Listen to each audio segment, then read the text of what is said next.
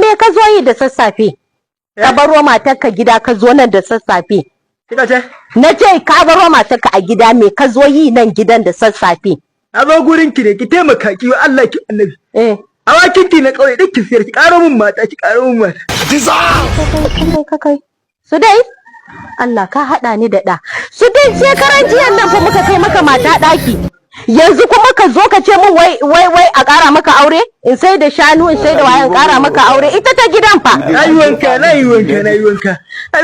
Mata a ƙaro mata.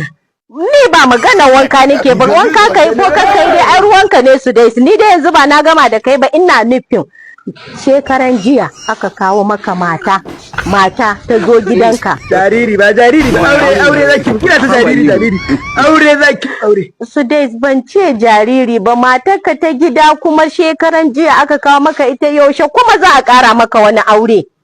Ina ma Allah. Ki taimake ni ki karo mata. Kyakkyawa mai kyau ina so ki dawo.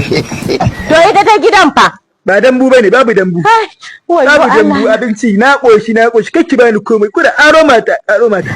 Ban ce dambu abinci ba matarka ta gida fa. Ina ta magana ce kada ki dinga daga murya ni zan wuce ba ki guri.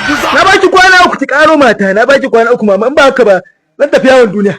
Yawon duniya ka bar matar taka a ina? Oh Allah ka bani ɗani Hawwa kwana fa uku da aurensa yanzu wai yana nema a ƙara masa mata kai ka ji ɗa.